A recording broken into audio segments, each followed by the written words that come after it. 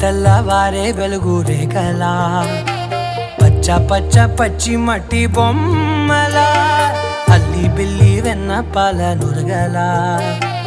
అచ్చ తెలుగు ఇంటి పూల కొమ్మలా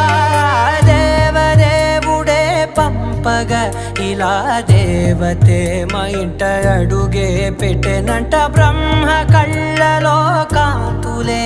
మా అమ్మలా మా కోసం మళ్ళీ లాలి పాడేనంట.